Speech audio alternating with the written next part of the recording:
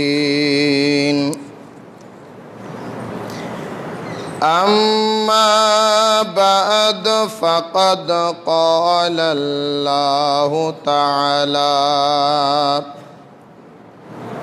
في كلامه المجيد وفي فرقان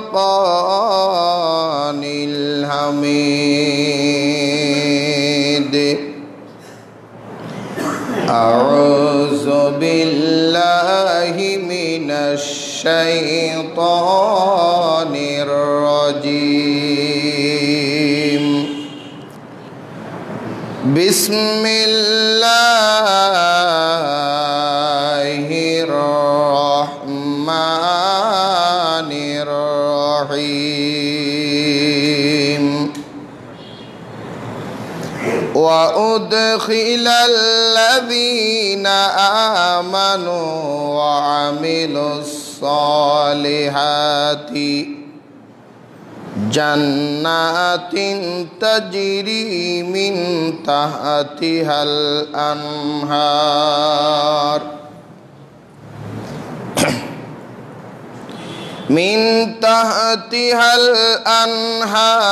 خالدين فيها بإذن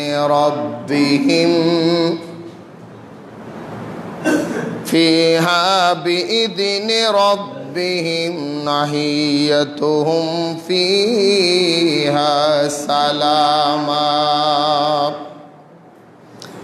في شان حبيبه إن الله وملائكته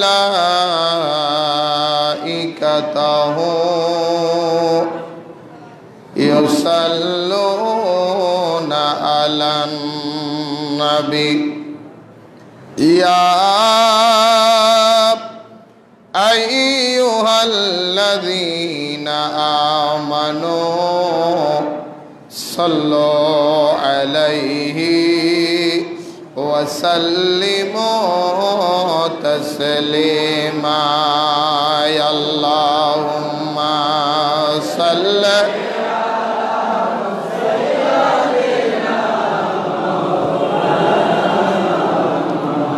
وعلى آل سيدنا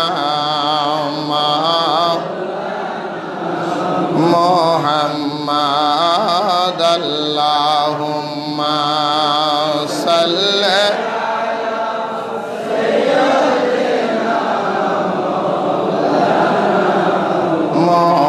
محمد وعلى آل سيدنا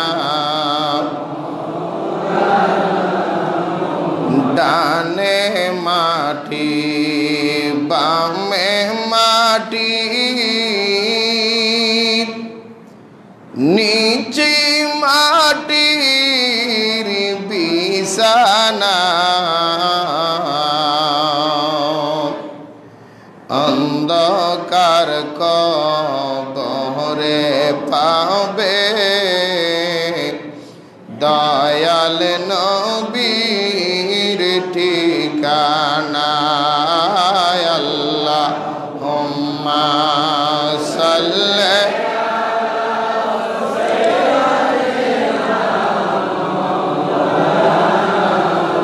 ওয়া আলা আলি সাইয়্যিদিনা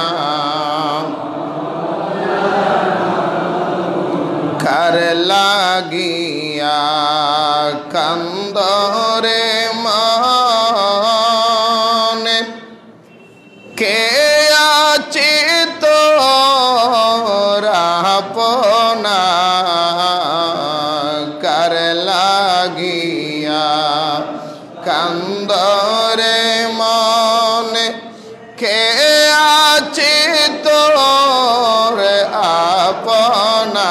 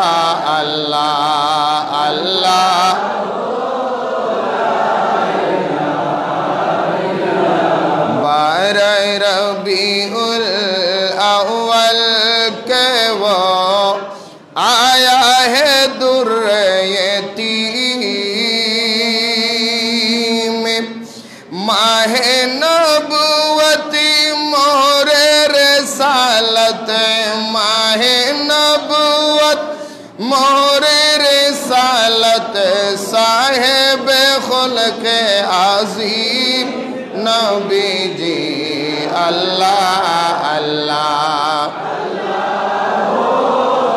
ला इलाहा इल्लल्लाह अल्लाह अल्लाह।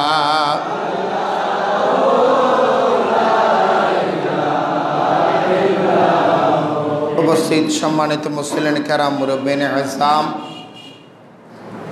दूर दूराন্ত থেকে আগত নবী প্রেমিক ওলি প্রেমিক ইসলাম প্রেমিক মুসলমান ভাইয়েরা, পর্দার আড়ালের মুস্তুরাত হাওয়াতিন মা ও বোনেরা, স্কুল কলেজ ইউনিভার্সিটি মাদ্রাসা ছাত্র ভাইয়েরা, কচি কাঁচা মাসুম বাচ্চারা, আসসালামু আলাইকুম ওয়া রাহমাতুল্লাহি তাআলা ওয়া বারাকাতুহু। মহান রব্বুল আলামিনের আলিশান দরবারে লাখো কোটি শুকর আদায় করি, যিনি আমাদেরকে আপনাদেরকে হাজার হাজার মানুষ থেকে বাছাই করে পবিত্র জিলহজ মাসের প্রথম জুমার দিনে মসজিদে আসার বসার তৌফিক দিয়েছেন, নামাজ আদায় করার তৌফিক দিয়েছেন। সবাই শুকরিয়ার সহিত একবার বলি আলহামদুলিল্লাহ। সাথে সাথে লাখো কোটি দরুদ এবং সালাম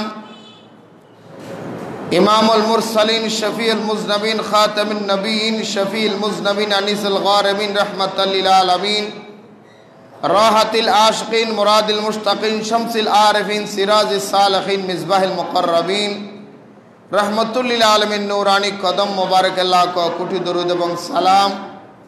সবাই মোহাব্বতে জবান খুলে একবার বলি ইয়া রাসূলুল্লাহ সাল্লাল্লাহু তাআলা আলাইহি ওয়াসাল্লাম। সম্মানিত মুসলিম কেরাম, আপনারা জানেন আজকের জুমার সময়টা হলো পবিত্র কোরবানির প্রথম জুমা, হয়তোবা আগামী জুমার দিন আমাদের পবিত্র কোরবান হতে পারে। জি, আগামী শনিবারে সরকারের ঘোষণা আগামী শনিবার কোরবানির চাঁদের প্রথম জুমা। আজকে কিছু কোরবান সম্পর্কে আলোচনা করব, কারণ আমাদের সমাজের মধ্যে অনেকেই জানে না কোরবানি শব্দটা কি আমাদের জন্য ফরজ না ওয়াজিব না সুন্নত না মুস্তাহাব না নফল, অনেকেই জানে না। কোরবানিটা হলো ওয়াজিব। কোরবানি করা কি ওয়াজিব। কার জন্য ওয়াজিব, কাদের জন্য ওয়াজিব, বিভিন্ন ব্যাপার সবার আছে। আল্লাহ রব্বুল আলামিন কোরবানি ওই ব্যক্তির জন্য কোরবানি ওয়াজিব, কোরবানি দেওয়ার জন্য শর্ত, যাকাত দেওয়ার জন্য যেই নেশাব পরিমাণ টাকা জমা থাকলে 1 বছর পূর্ণ হলে যাকাত দিতে হবে, ঠিক একই নেশাব পরিমাণ টাকা যদি আপনার অ্যাকাউন্টে জমা থাকে কিন্তু 1 বছর পূর্ণ হয় নাই, জমা আছে, যাকাতের সিস্টেমটা হলো 1 বছর পূর্ণ হতে হবে তারপরে যাকাত। কিন্তু কোরবানিতে 1 বছরের কোনো নিশ্চয়তা নাই। এটা 6 মাস হোক, 5 মাস হোক, 52 তোলার উপ এবং 7.5 ভরি স্বর্ণর এই পরিমাণ টাকা যদি আপনার জমা থাকে, এটা 6 মাস হতে পারে, 1 মাস হতে পারে, 1 বছর হতে পারে, 10 বছর হতে পারে, তখন আপনার জন্য কোরবানি ওয়াজিব, আপনার কোরবানি দিতে হবে। আপনার কর্জ আছে, এমন কর্জ আছে দেখিয়ে না, বা টাকা আছে কোরবানি দেওয়ার ভয়ে গরু জবাই করে মানুষের দিয়ে লাভ কি, আগে কিছু কর্জ করে ফেলাই না। এটা আল্লাহ দেখে, আল্লাহ দেখে আপনার সামর্থ্য অনুযায়ী যদিও কর্জর থাকে আপনি কোরবানি দিতে পারবেন, কিন্তু কর্জ অতিরিক্ত না। আপনার যে সম্পদ আছে ওই সম্পদ বিক্রি করার পরেও যদি আপনি কোরবানির আপনি নেশাব পরিমাণ টাকার মালিক না হন, তাহলে আপনার জন্য কোরবানি ফরজ ওয়াজিব নয়। কথা মনে রাখবেন, কোরবানি করার জন্য প্রথম নম্বর আপনার বালেক হতে হবে। না বালেকের উপরে কোরবানি নাই। কি হতে হবে? আরো জোরে বলেন, কি হতে হবে? বালেক হতে হবে, 1 নাম্বার। 2 নাম্বার, মুকিম হতে হবে, স্থানীয় হতে হবে। মুসাফির 1000 কোটি টাকার মালিকও যদি হয় তার উপরে কোরবানি ফরজ, তার উপরে কোরবানি ওয়াজিব। কথা বলেন, কোরবানি ওয়াজিব, মুকিম হতে হবে, স্থায়ী হতে হবে। 3 নম্বরের মধ্যে আপনার সুস্থ হতে হবে, পাগলের উপরে কোরবানি নাই। নেশাব পরিমাণ টাকা যদি পুরুষ এবং মহিলা যার উপরেই থাকুক কোরবানি দিতে হবে। এগুলি মনে রাখবেন। হারামের টাকা দিয়া কোরবানি করা ওয়াজিব নয়, কথা মনে রাখবেন। হারামের টাকা বুঝেন তো? হারামের টাকা বুঝেন না? হারামের টাকা সবাই বুঝে। এখন তো আমাদের দেশের মধ্যে টাকা হইলে হইছে, এরকম না। হারামের টাকা যদি আপনার আসমান পরিমাণও থাকে, আপনার উপরে কোরবানি ওয়াজিব হয় নাই।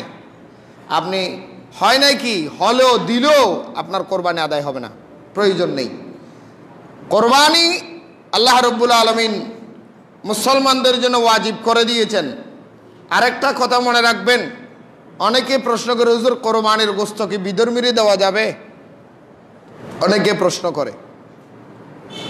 কোরবানির গোশত বিধর্মীদের হক নয়, এটা মুসলমানের হক। এটা কার হক?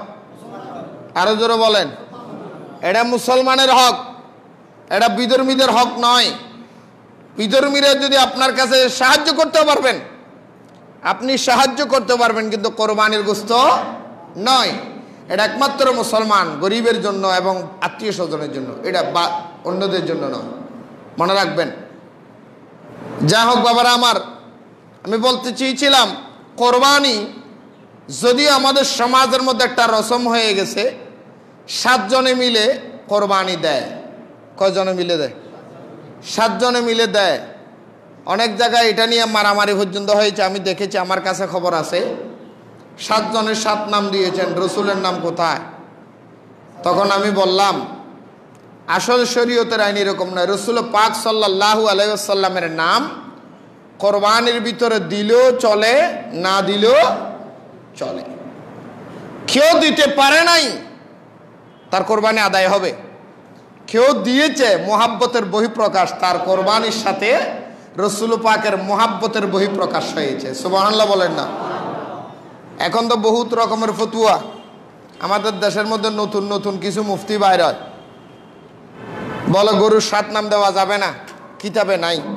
অসংখ্য কিতাবের মধ্যে আছে 7 নাম দেওয়ার কথা, সিহাসিত্তার হাদিসের মধ্যে আছে, আপনি দিতে পারবেন। আকিকা দিতে পারবেন, কোরবানির সাথে আকিকা দিতে পারবেন, কিন্তু যে ইমাম সাহেব জবাই করবে ওনাকে আগে বলে দিবেন আমার এই গরুর কোরবানির সাথে একটা আকিকাও আছে। আলহামদুলিল্লাহ বলেন। যা হোক, এখন তো আমাদের বহুত রকমের মাসালা, বহুত রকমের ফতোয়া চলতেছে সমাজের মধ্যে। আবার আরেকটা প্রশ্ন করতে পারে, হুজুর মৃত ব্যক্তির নামে কি কোরবানি দেওয়া যাবে? আসলে কোরবানিটা কি মানুষের নামে? কথা বলেন না কেন? কার নামে? কার নামে? আরো জোরে বলেন, কার নামে? এখানে মানুষের নাম যে ব্যবহার হয়।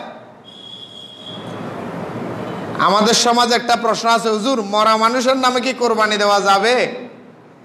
মরা নয়, জেয়াতা নয়, জীবিত বলেন মৃত বলেন, কোন ব্যক্তির নামে কোরবানি দেওয়া হারাম। কথা কিন্তু খেয়াল করবেন তো। হুজুর নাম যে দেন, এগুলি কি? এগুলির নাম না, এদের নাম দিয়ে এই 6 জনের পক্ষ থেকে আল্লাহর নামে কোরবানি। সুবহানাল্লাহ বলেন। কোরবানি কার নামে? 6 জনের নাম যেগুলো উল্লেখ করা হয়, এদের পক্ষ থেকে আল্লাহ তোমার নামে, এই এদের নাম দিয়েছি, এদের পক্ষ থেকে আল্লাহ তোমাকে কোরবানি দিয়েছি। সুবহানাল্লাহ বলেন। কোরবানি কার জন্য? আরো জোরে বলেন। না, এই 6 জন যাদের নাম, 7 জন যাদের নাম, এদের নামে কোরবানি নাকি? এদের পক্ষ থেকে, এদের উসিলায় আল্লাহর নামে কোরবানি। কোরবানি কার নামে?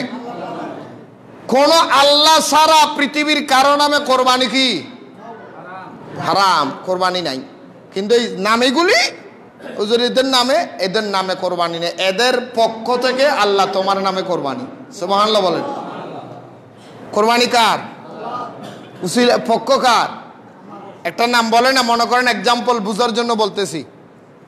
আমি এখান থেকে যদি মনে করেন এক্সাম্পল, এই মোবাইলটা যদি আমি আমার বোরহান, আমার মুয়াজ্জিনের দিয়ে যদি বলি, বোরহান এই মোবাইলটা মৌলবীর দোকানে গিয়ে অমুক, মনে করেন মিজানের দোকানে রাখিও, দিও। তাহলে মোবাইলটা যখন সে নিবে, নেওয়ার পরে কি বলবে? সে কি বলবে?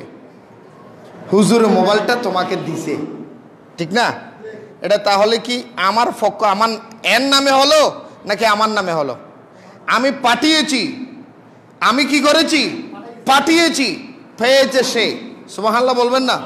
ঠিক সেরকম 6 জনের পক্ষ থেকে আল্লাহ তোমার নামে কোরবানি দিয়েছি, এই 6 জনের পক্ষ থেকে, এদের নামের পক্ষ থেকে তোমার নামে কোরবানি তুমি কবুল করো। এটা বুঝতে হবে। যাই হোক বাবারা আমার, বন্ধুরা আমার, কোরবানি আমাদের সমাজের মধ্যে এখন কোরবানি নিয়ে পারাপারি ঠেলাঠেলি, ইসলামের প্রায় কাজ নিয়ে এখন ঠেলাঠেলি চলতেছে। কথা কোন ঠিক নেই, মারামারি ভাড়াভাড়ি চলতেছে।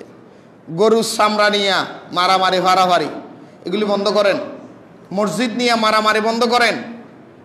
বহুত জায়গায় আমরা আশেপাশে খবর পাই, মসজিদের সভাপতি নিয়ে মারামারি শুরু হয়ে গেছে।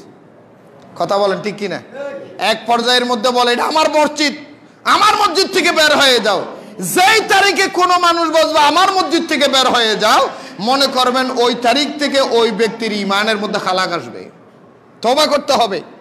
মসজিদ কারো না, মসজিদ আল্লাহর। মসজিদ কার? আরো জোরে বলেন, আরো জোরে বলেন। তার প্রমাণ আমি বলি, আপনারা বাদশাহ হারুনের কথা শুনেছেন তো? শুনছেন না?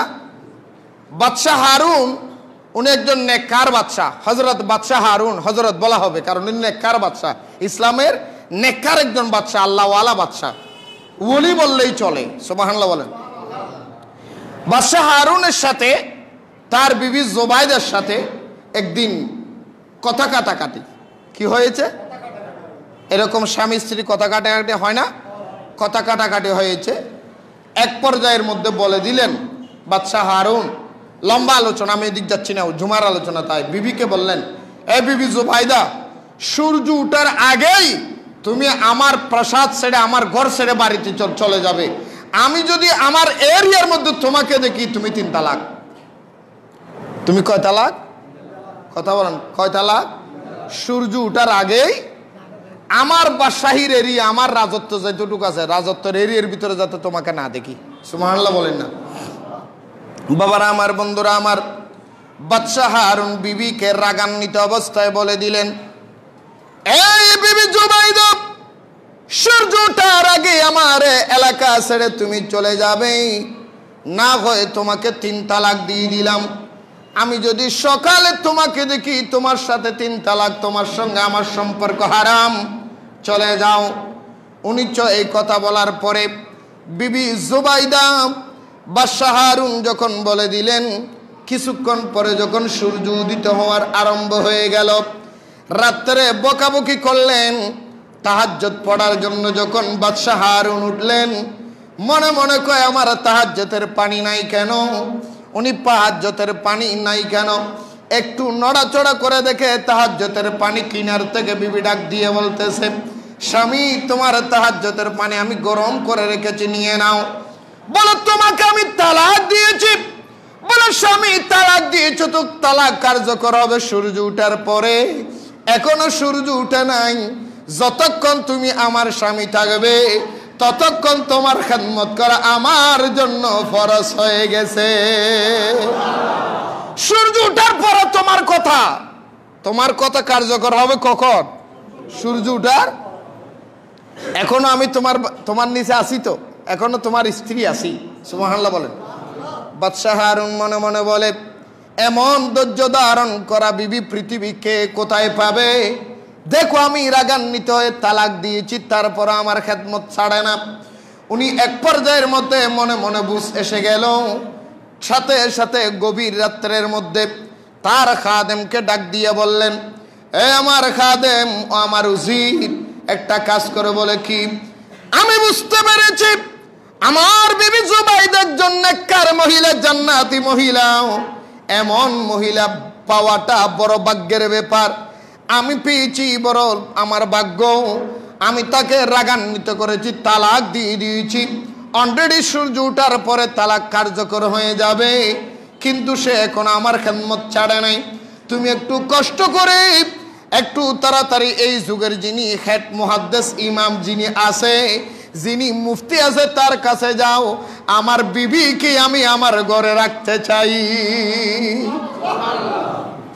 আমি বিবিকে রেখে দিব, ছাড়বো না, তুমি তাড়াতাড়ি ফতুয়া নিয়ে আসো। হযরতে বাদশাহ হারুনের উজির চলে গেলেন। ওই যুগের মধ্যে যিনি মুফতি ছিলেন, গ্র্যান্ড মুফতি, সরকারি মুফতি, একদম গ্রাজুয়েট মুফতি, উনি ছিলেন হযরত ইমাম আবু ইউসুফ রহমতুল্লাহি আলাইহি। উনি ছিলেন হযরত ইমাম আবু ইউসুফ রহমতুল্লাহ আলাইহি, হযরত ইমাম আবু হানিফা রহমতুল্লাহ আলাইহির ছেলে। সুবহানাল্লাহ বলেন। হঠাৎ করে উনি চলে গেলেন, আর ওনার উজির গিয়ে আবু ইউসুফ রহমতুল্লাহ আলাইহি, হযরত আবু ইউসুফ মুহাম্মদ ইবনে আবু ইউসুফের দরবারে গেলেন, সালাম দিলেন, আসসালামু আলাইকুম রাহমাতুল্লাহ। বলে তো নিশিরাত্রে তুমি কেন? বলে আমি এসেছি, আমার বাদশা একটা কথা বলে দিয়েছি। আমার বাদশা বলেছে সূর্য ওঠার পরে তার স্ত্রীকে দেখলে নাকি স্ত্রী তালাক হয়ে যাবে। এখন উনি আবার স্ত্রীকে ঘরের মধ্যে আনতে চাই। হুজুর, উনার যেই এরিয়া, বাদশার যেই এলাকা ছেড়ে চলে গেলে তো এখনো বের হলে সূর্য ওঠার আগে বের হতে পারবে না। বাদশা বলেছে আমার বাদশাহীর এরিয়ার বাহিরে চলে যাবে, সূর্য ওঠার আগে যাতে না দেখ, সূর্য ওঠার পরে যাতে না দেখে, সূর্য ওঠার আগে চলে যাবে, না হয় তালাক হয়ে যাবে। এখনো যদি রওনা দেয় ওনার এরিয়া পার হতে পারবে না। হুজুর মাসালা কি একটু বলে দেন। হযরত আবু ইউসুফ রাহমাতুল্লাহি আলাইহি বলে দিলেন, যাও বাদশার বিবি কি তোমাদের এলাকার একটা আল্লাহর ঘর মসজিদের মধ্যে ঢুকাইয়া দাও। কোথায় ঢুকাইয়া দাও? উনি চলে আসলেন। বাদশা, হুজুর বলেছেন, মুফতি সাহেব বলেছেন, আপনার স্ত্রীকে যদি এলাকার মসজিদের মধ্যে ঢুকাইয়া দেন, তাহলে আপনার এলাকার মসজিদে ঢুকে গেলে সূর্য ওঠার পরে যদি সে সেখান থেকে বের হয়, স্ত্রী তালাক হবে না। সুবহানাল্লাহ বল। বাদশা বলেন, এটা কোন কথা? মসজিদ তো এটা আমার এরিয়ার ভিতরে, এটা তো আমার মসজিদ। এই কথা বলতে দেরি হযরত আবু ইউসুফ রাহমাতুল্লাহ আলাইহি তেলে বেগুন গরম হয়ে গেলেন। খবরদার বাদশা, একটা কথা বলবে না, তোমার রাজত্বী চলবে মসজিদের বাহিরে, মসজিদের ভিতরে কোনো রাজত্বী নাই, মসজিদের ভিতরে কোনো রাজত্বী। এই জন্য বাদশাহ ইউসুফ কত সুন্দরভাবে বাদশাহ সুলতান মাহমুদ গজনবী রহমতুল্লাহ আলাইহি বলতেছেন, একহি সফ মে কড়ে হো গই মাহমুদ আয়াজ, একহি সফ মে কড়ে হো গই মাহমুদ আয়াজ, न कोई बंदा रहा और न कोई बंदा नवा, सालत ने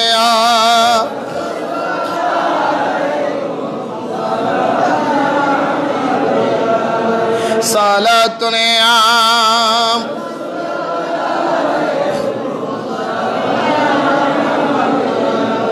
সুলতান মাহমুদ গজনবী বলে, একটাই রাস্তা আছে, একমাত্র মসজিদ তোমার এরিয়ার ভিতরে নয়।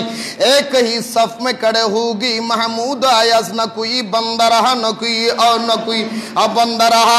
এই দুনিয়ার মানুষ, মসজিদ এমন একটা ঘর যেই জায়গায় রাষ্ট্রপতি দাঁড়াবে, রাষ্ট্রপতির পাশের মধ্যে একটা মুসি দাঁড়াইতে পারবে, একটা রিক্সাওয়ালা যেই জায়গায় দাঁড়াবে প্রধানমন্ত্রী সেই জায়গায় দাঁড়াবে।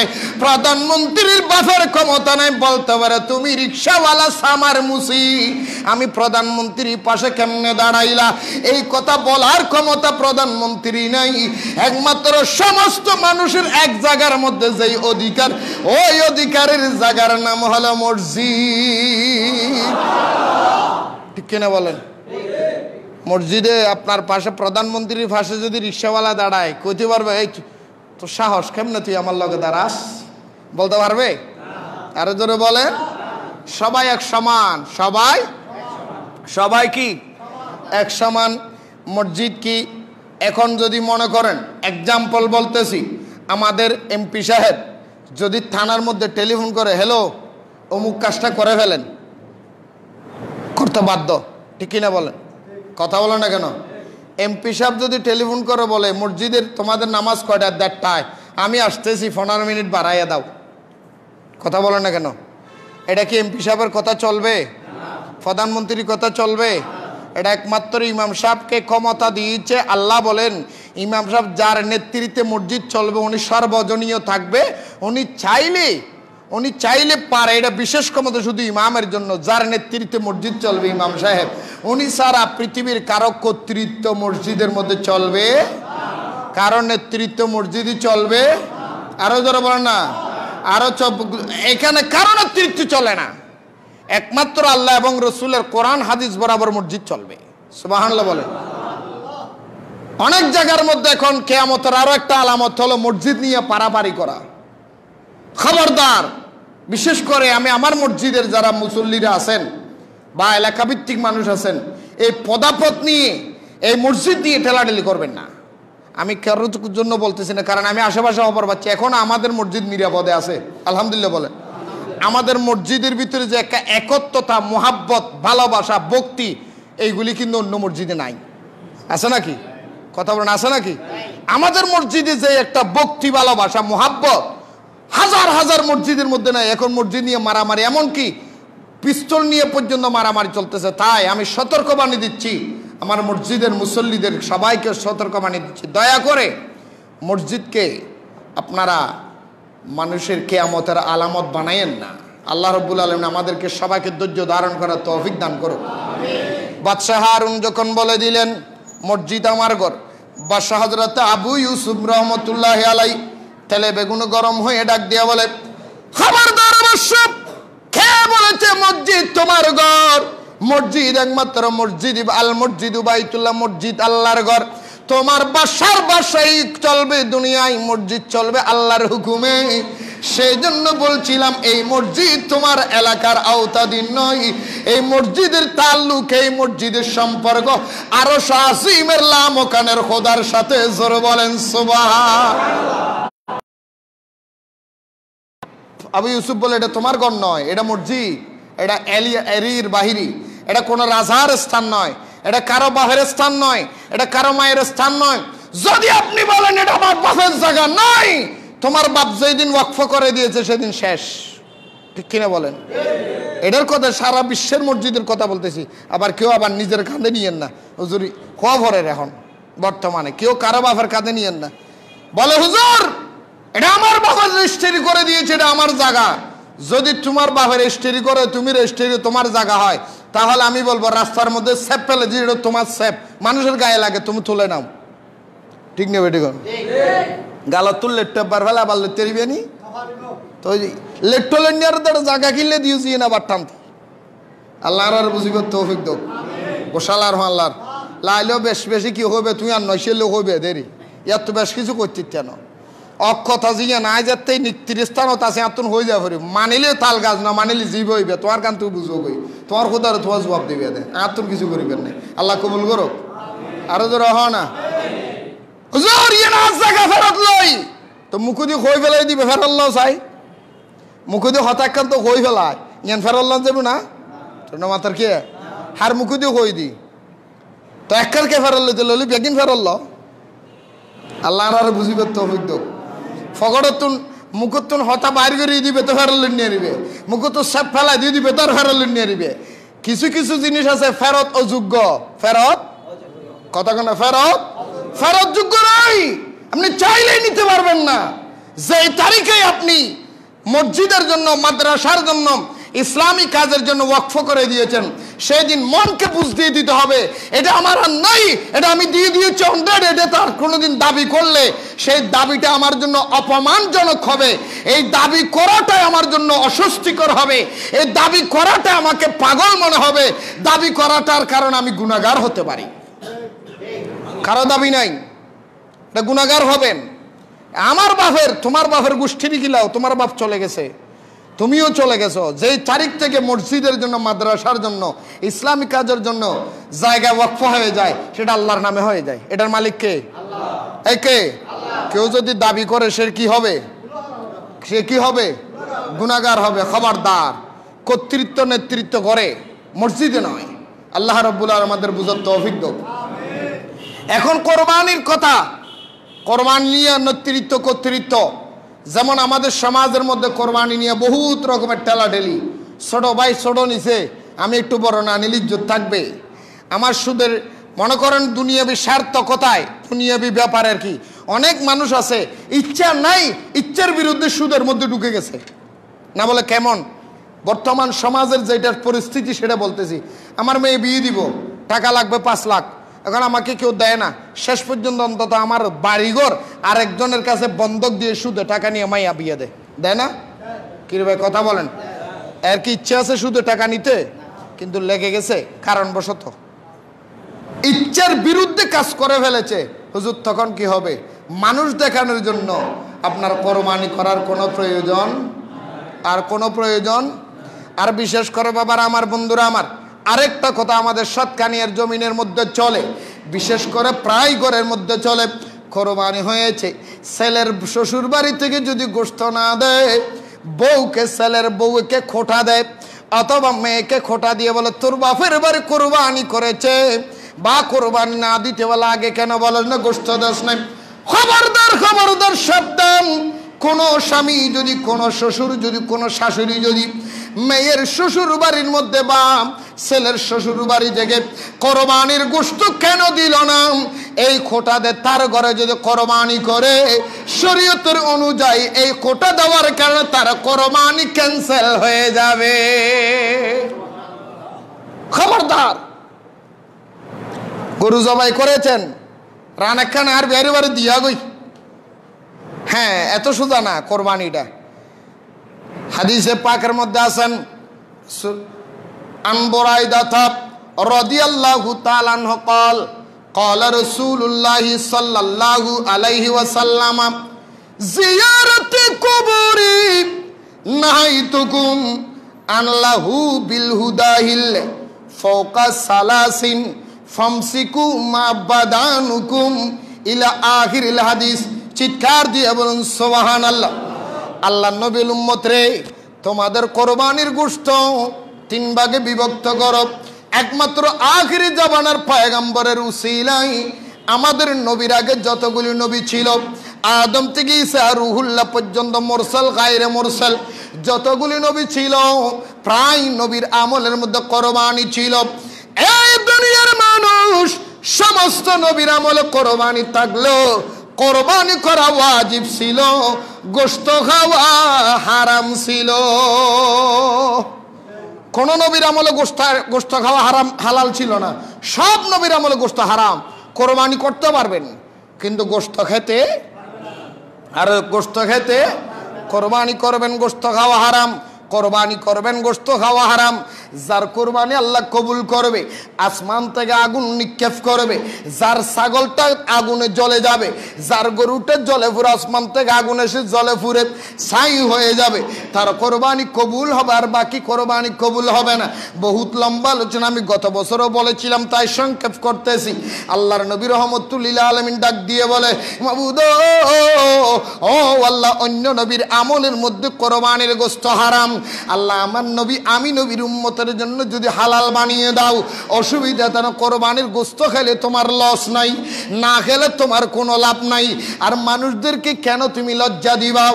আল্লাহ, মানুষ হাজার হাজার মানুষ কোরবানি করবে, লক্ষ টাকার গরু তুমি কোরবানি করবে, লক্ষ টাকার গরু যদি কবুল না করো, 5,000 টাকার ছাগল যদি কবুল করো, লক্ষ টাকার মানুষ 5,000 টাকার মানুষের সামনে লজ্জা পাবে।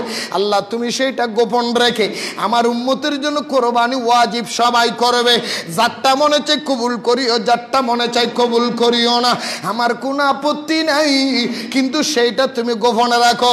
আল্লাহ, আমি রাসূলের পক্ষে আর একটা আবেদন, আমার উম্মতের জন্য কোরবানির গোশত যদি হালাল বানিয়ে দাও, গোশত খেলে আমার উম্মতের শক্তি বাড়বে, বেশি বেশি তোমার ইবাদত করতে পারবে। আল্লাহ বলে, ইয়া রাসূলুল্লাহ, আমি আল্লাহ তো কোরআনের মধ্যে বলেছি, ওয়া ইউহিল্লু লাহুমুত তাইয়্যিবাত ওয়া ইউহাররিমু আলাইহিমুল খাবায়েস। আপনি নবী চাইলে এখতিয়ার দিয়েছি, ক্ষমতা দিয়েছি, হারামকে হালাল বানাইতে পারবেন, হালালকে হারাম বানাইতে পারবেন। আপনি নবী আসার আগে মদ হালাল ছিল, আপনি নবীর মনে চাইলে অপছন্দ হয়েছে, হারাম করে দিয়েছি। আপনি নবীর আগের মধ্যে যাহা হালাল হারাম ছিল, আপনি নবীতে হালাল বানিয়েছেন, কোনো আপত্তি নাই। হুজুর আপনি বলেন আল্লাহ ইয়া রাসূল আপনি যা বলবেন হবেন। আল্লাহর নবীর উম্মত আজকের থেকে আল্লাহ জারি করে দিয়েছে, অন্য নবীর আমলের কুরবানি হারাম ছিল, গোশত হারাম থাকলেও আমির উম্মতের জন্য আল্লাহ হালাল করে দিয়েছে। আজকের থেকে গরু জবাই করে ফেলে দিও না, তোমরা গোশত খেতে পারবে। সুবহানাল্লাহ বলেন না? এতাল্লাহ আমি বহু জায়গায় আমি বলেছি, যারা নবীকে সম্মান করো না, নবীর সম্মান বুঝো না, তাদের জন্য কোরবানির গোশত খাওয়া হারাম। কারণ কোরবানির গোশত হালাল বানিয়েছে রসুলে। সুবহানাল্লাহ বলেন।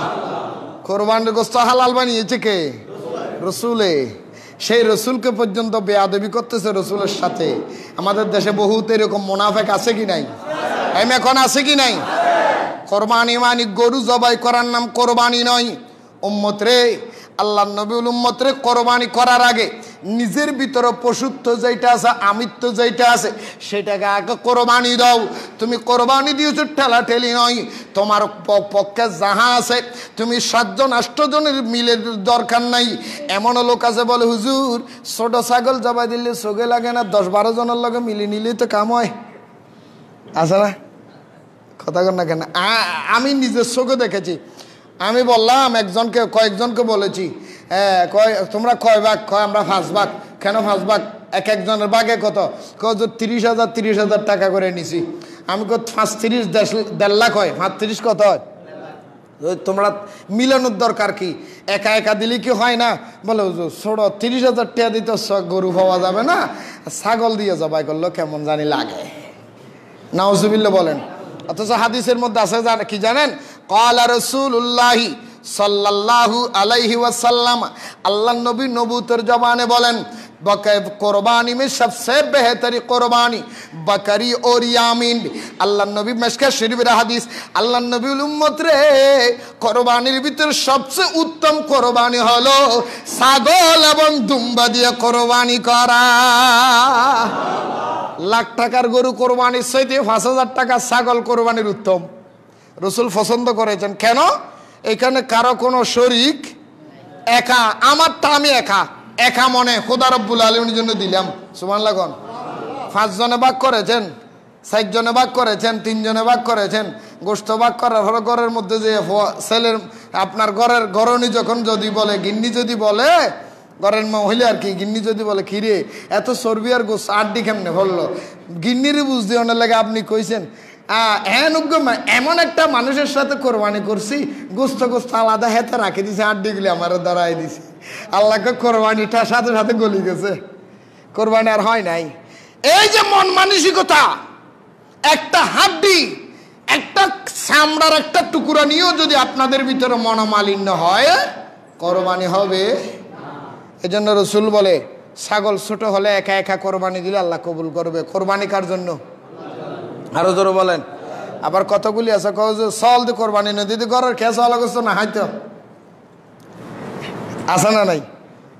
মাথা দেয়া কেউ সল দিকে সোর দিকে কিনলে কোরবানি দিতাম, ঘরত খেতে চলা করছো না হাই তাহলে তো বুঝা যেত তুই কোরবানি দিয়ে যে ঘরের গোস্ত হাবা বেললে ওটা এ খোদার লাইতো ন দশ হতায়ন বুঝা যান না।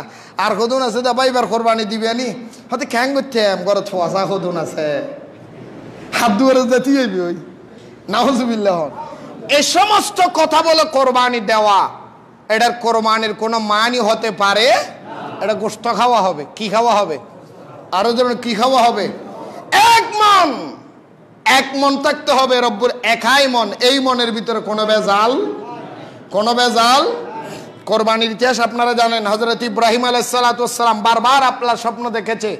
আরেকটা সুন্নতের কথা বলি, অনেক মানুষ আছে যারা বলে হুজুর কোরবানির গরু কিননি তো ওই হড়ে ওদের আদি এই থিনজা মিলে এখন ঘরের কোরবানের দিন বেইনে আনি দিব না বেয়ারিতে এলে হদুন আসাদ না, খবরদার নয়। রাসূল পাক সাল্লাল্লাহু আলাইহি ওয়াসাল্লাম বলে কোরবানির আরেকটা সুন্নত হলো কোরবানির পশুটা নিজের হাতে লালন পালন করা। সুবহানাল্লাহ বলেন, আরো জোরে বলেন না। তখন মায়া একটু বেশি হয়, মায়া একটু বেশি হয়। অন্ততপক্ষে যাদের জায়গা আছে নাই, যাদের জায়গা নেই তাদের কথা বলতেছি না, নাই যেটা তো আল্লাহ দেখবে, আল্লাহ মনে আছে কিন্তু জায়গা তো নাই, রাখবো কই? এরকম না, জায়গা আছে চাইলে আপনি একটু বাচ্চা নিজেই কোরবানির পশুটারে খেদমত করতে পারেন, গোসল করাইতে পারেন, মনে মনে কিয়ামতের ময়দানে বলবেন, আল্লাহ তোমার নামে যে গরুটা জবাই দিব আমি নিজের হাতে গোসল দিয়েছিলাম, আমার সাধ্য অনুযায়ী তারা খাওয়াইছিলাম, সরাইছিলাম। সুবহানাল্লাহ বলেন। আর গরু নিয়ে মিথ্যা কথা বলবেন না, মিথ্যা কথা বলবেন না ইজ্জতের খাতিরে। অনেক মানুষ আছে গরু কিনেছে 40, কত হয়েছে? কাল্লার মতো 62। হয়তো ওদিন আসে না নাই তুই কি হয় আনিবে সদরিং গরু কিনেছে না রসি কিনেছে হয়। আর কতদিন আছে তুই কিনে দে আল্লাহ কত হদে ভঞ্জাস হদে এত কেন হদে পানির দাম দি ফেলা দিলে আগে।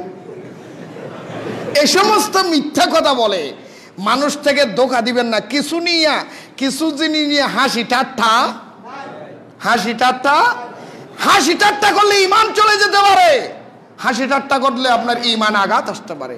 এগুলি নিয়ে কোনো হাসি ঠাট্টা, কোনো রকমের ঠেলাঠেলি আপনারা বিশেষ করে বাগি শরীক যারা করেন 3 জনে মিলে 2 জনে মিলে 5 জনে মিলে 7 জনে মিলে একটা 4 আনা পয়সাও যদি থাকে বাগাবাগি করে নেবেন। খবরদার মনের ভিতরে দোগদা রাখবেন না, আমি বারবার বলে দিচ্ছি। আর বিশেষ করে অনেকেই আছে চামড়া গরু জবাই করার পরে চামড়ার টাকা দিয়ে মজুরি দেয়, এগুলি কি দিবেন না। আগে আল্লাহ যদি বাসা আগামী শুক্রবার এই মশালাগুলি বলবো। গরু কিনবেন চেয়ে কিনবেন, সুন্দর কিনবেন। অনেক মানুষ আছে বাজারে গিয়ে কি করে জানেননি, গরু তো এখানে বেসুন্দর মিখে ঠ্যাং টুং ভাঙা মিখে অদিবে গোস্ত বেসবে ঠ্যাং ভাঙা দাম মাঝে বেড়ালি বেলা। খবরদার দুষ্ত্রুটি দুষওয়ালা পশু দিয়ে কোরবানি হবে হতা বুঝে গিয়ে না। দোষ ঠ্যাং ভাঙা, লেস খাড়া, হান হাড়া, চোখ খানা, শিং ভাঙা এইবে শিং আছে, শিং আর উড়ে ইবেক জিনিস শিং উঠে নাই, এরকম কিছু গরু আছে না। যদি শিং না উঠে সেটা দিয়ে আপনি কোরবানি দিতে পারবেন। উঠেছে ভেঙে গেছে কিন্তু সেটা দিয়ে কোরবানি মাকরুফ হবে। লেস কেটে গেছে কোরবানি মাকরুফ হবে, কুসুন্দর কোরবানি হবে ঠিক আছে, কিন্তু আল্লাহ বলে যার গরুটা যার পশুটা যত বেশি সুন্দর হবে তার জন্য সওয়াব বেশি হবে। সুবহানাল্লাহ বলেন। শুধু তাই নয়, আল্লাহর নবী রাহমাতুল লিল আলামিন বলেন উম্মত রে কোরবানির পশুটা সুন্দর দেখে নিবে, পুষ্টি দেখে নিবে, বলওয়ালা নিবে। ইয়া রাসূলুল্লাহ কারণ কি? আল্লাহর নবী রাহমাতুল লিল আলামিন বলে সাহাবীরিন কাল কিয়ামতের ময়দানে মা যখন ছেলে চিনবে না, ছেলে যখন বাবা চিনবে না, স্বামী যখন স্ত্রী চিনবে না, কেউ যখন কারো জন্য হবে না, তুমি যদি জান্নাতি হয়ে যাও আর তোমার কোরবানিটা যদি আল্লাহ কবুল করে ওই কোরবানির পশুটা তোমার জন্য যানবাহন বানিয়ে দিবে। যেই গরুটা জবাই করবে ওই গরু কিয়ামতের ময়দানে আল্লাহ যদি তোমার কোরবানি কবুল করে এটা তোমার জন্য যানবাহন। আল্লাহ ডাক দিয়ে বলবে রসুলাবাদ মহিষে মুরাবা অমুক জায়গার মানুষ, ও অমুকের ছেলে অমুক তুমি কোরবানি দিয়েছো এই গরুটা দিয়ে, গরু কবুল করেছি তোমাকে কবুল করেছি, আজকে তোমার গরু নাই এই গরুটারে জান্নাতি ফেরেশতা বানিয়ে দিয়েছি, অমুক ফেরেশতার সূরত ধরে তোমার জন্য যানবাহন বানিয়ে দিয়েছি। এই যানবাহনটা বোরাকের মতো চৌকার পলকে তোমাকে জান্নাতে নিয়ে যাবে। আল্লাহর নবী উম্মত যে যানবাহনের মধ্যে তুমি আরোহণ করবে ওই যানবাহন যদি বেশি সুন্দর হয় তোমার কত আনন্দ লাগবে। সুবহানাল্লাহ বলেন না। হুন্ডা নতুন মিক্কে কিনিলে গম বেসলা আর ঠিক নেই, আর পুরান মিক্কে হলে হয়তো ওটা বড় হতো নিউজ তো বড় হইয়া তো সরম লাগবে না লাগবে তো জোয়ারাইও দিবে কিয়ামতের ময়দানে যদি আরেকজন হয় জান্নাতে ওটা বড় কি বলছে তা লাই গরু সুন্দর চাকি নিবে, গোস্ত হমক সুন্দর হরিব, সুন্দর হলি আরেক সোয়াব আল্লাহ কবুল করো। আরো জোরে বলো না আমিন। যাই হোক বাবারা আমার বন্ধুরা আমার, এক কথায় বলে দিলাম গরুটা যখন জবাই করবেন, গরু জবাই করে আল্লাহর রাসূল বলে ফাউকা সালাসিন ফামসিকু মা বাদানুকুম উম্মত তোমাদের গরুর গোশতগুলি 3 ভাগে বিভক্ত করো। আপনারা জানেন হুজুর 3 ভাগ কিভাবে করব? 1 ভাগ 3 ভাগ করে 1 ভাগ নিজের ঘরে রেখে দাও। ফামসিকুমা বাদানুকুম, তোমার ভাগের গোশত যতদিন মনে চায় খেতে পারবে। এই কোরবানির গোশত আগামী কোরবানি পর্যন্ত খাও, কোনো আপত্তি নেই। কিন্তু তোমার ভাগেরটা, বাকি 2 ভাগ, 1 ভাগ মিসকিনেরটা মিসকিনকে দিয়ে দাও, আর 1 ভাগ কোরবানির গোশত তোমার আত্মীয়কে দিয়ে দাও। হুজুর প্রশ্ন, আমার আত্মীয়র যে ভাগটা আমার ঘরে আছে, হুজুর আমার আত্মীয়রা কোরবানি দিয়েছে, আমি তাদের দিতে পারবো নাকি? আল্লাহর নবী বলে, অবশ্যই তোমার আত্মীয় কোরবানি দিলেও উপহার হিসেবে তোমার গরু থেকে তার ঘরে পাঠাইতে পারবে, কোনো আপত্তি নেই। আত্মীয়র ভাগ সে পাবে। জোরে বলেন সুবহান।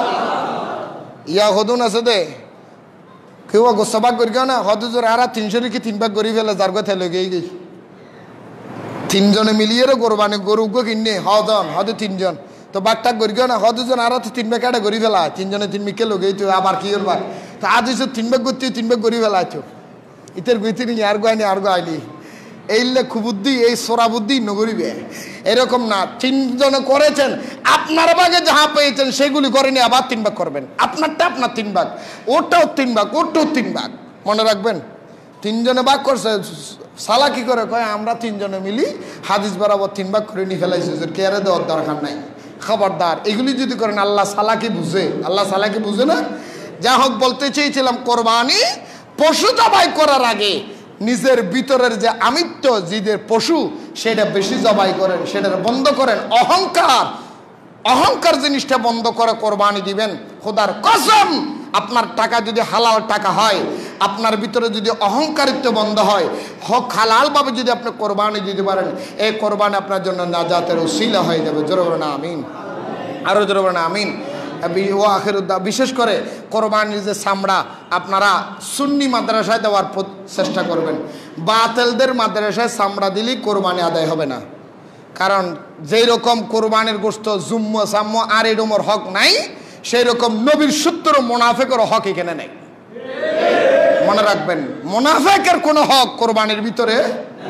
আপনারা যেখানে আহলে সুন্নাত ওয়াল জামাতের মতাদর্শ ভিত্তিক মাদ্রাসা আছে, সেখানে চামড়া দিবেন। চামড়া দিতে না পারলে চামড়া বিক্রি করবেন, বিক্রি করে টাকা আপনার আত্মীয় স্বজনের ভিতরে অনেক গরিব মানুষ দিবেন, ওনাদেরকেও দিবেন, কিছু ওখানে দিবেন। আর আল্লাহ বিশেষ করে আপনাদের কাছে আকুল আবেদন জানাবো, আঞ্জুমানে রহমানে আহমদিয়া সুন্নিয়া ট্রাস্টের পক্ষ থেকে এখানের মধ্যে গাউসিয়া কমিটির মাধ্যমে চামড়া কালেকশনের জন্য বই দেওয়া হয়েছে, দিবেন। আর আমি গুণাগার তো এতিমখানা চালাই, আপনাদেরকে তো বারবার বলি। আমার ভাই জনাব কি নাম বলে, মুকবুল ভাই গতকালকে ফ্যানও দিয়েছে মাদ্রাসার জন্য, আলহামদুলিল্লাহ বলেন। আসলে আমি বলতে দেরি, গজর দিয়ে দিব। অনেকেই দোয়া চেয়েছেন, বাহিরের থেকে বিদেশ থেকে টাকা পয়সা দেয়, আমাদের মাদ্রাসা খুলেছেন। যদি মাদ্রাসার ছাত্র কার্জিয়াম তাকে মাদ্রাসার ছাত্র পাঠিয়ে দিবেন, খুব তাড়াতাড়ি পাঠিয়ে দিবেন। মাদ্রাসা চলতেছে, অলরেডি চলতেছে। আল্লাহ রব্বুল আলামিন আমাদেরকে কবুল করুক। আর বিশেষ করে আমি গুনাহগারের এতিমখানার মধ্যে একটা সাইরেনও কোনো গার্জিয়ান থেকে নেই না, সব টাকা আমাদের পকেট থেকে। প্রায় প্রতি মাসে 1.5 লাখ টাকা খরচ হয়, সেদিকে খেয়াল রাখবেন। আল্লাহ রব্বুল আলামিন আমাদেরকে আপনাদেরকে কবুল করে দেবেন, আমিন। আসসালামু আলাইকুম রহমতুল্লাহ। যারা দেরিতে আসছেন 4 রাকাত কাবলাল জুমা আদায় করুন।